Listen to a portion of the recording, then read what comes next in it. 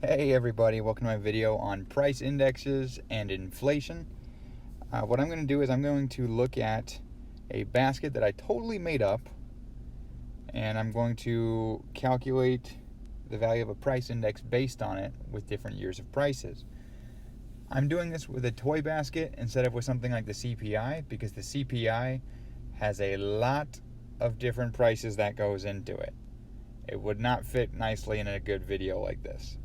So, the idea is going to be the same though. We have a basket of goods. It's predetermined. And in our basket, we have a specific number of each good. In my case, there's 20 pizzas, 5 video games, and 50 energy drinks.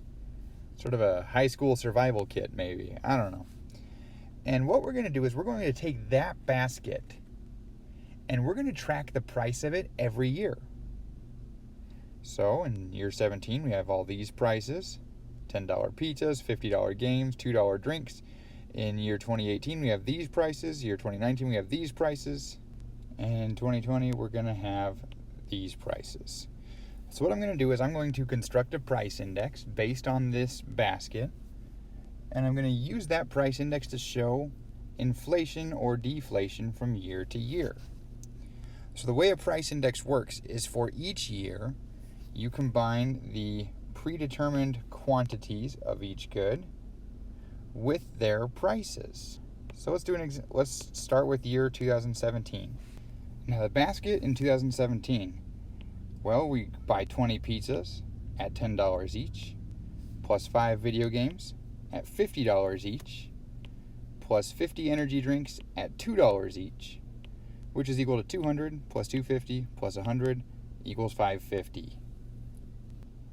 Now the basket in 2018, let's see, same quantities. We still have 20 pizzas, but now they're selling for $11 each in 2018.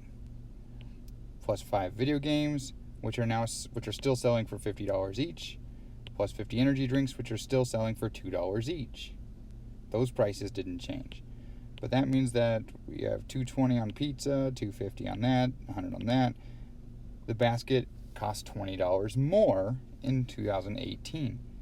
I can do similar calculations for 2019 and 2020, where I just plug in the prices from the respective years and I get these answers. Now, we have a start, but we don't have a price index yet.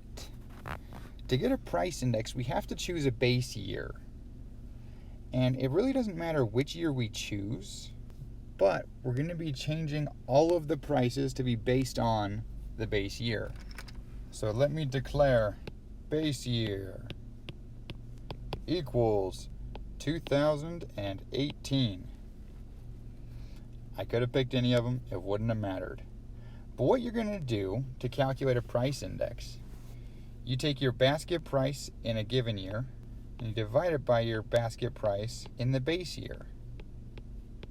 And you multiply it by 100. And this is a price index. So if we have a base year, what does that look like in 2017? I would say that my price index in 2017 is equal to 550 divided by 570. I take my base year basket price and then times 100. And I'm going to round it just to be 96. Now let's calculate the price index in year 18. That's 570 divided by the base year price of 570 times 100 equals 100. Note to you, the base year will always be 100 for its index, because it's divided by itself and then times 100. That's something that will always be. Now, the green year, 2019, is equal to 620 divided by 570 times 100 is equal to, it's going to round to about 109. And then let's get our last one.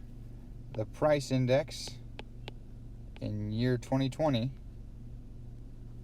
is going to be equal to 595 divided by the base year's basket times 100 equals approximately 104. So I've got these price indexes now, and this is approximately how you would do it for a consumer price index or a producer price index. Once you figure out what your basket costs in each year, you adjust them all by whatever your base year basket value is. And then you'll be left with these numbers that center on the number 100. That are based on the number 100. And from this we can calculate inflation. Let's remember a calculation for growth rates. If you want to calculate the percentage change in some variable, it's going to be the new value of it minus the old divided by the old times 100. So, if I want to calculate inflation from 17 to 18, I take the new value, which is the 18 price index, minus the old value, which is the 2017 price index, and I divide it by the old value, and then multiply it by 100. And I would say that is roughly, I'll do exact. I would say that is a 4.16% inflation rate. Now what about the inflation rate from 18 to 19? Well, that's equal to 109 minus 100 divided by 100 times 100 is going to be equal to 9%. Inflation from 19 to 20 is going to be,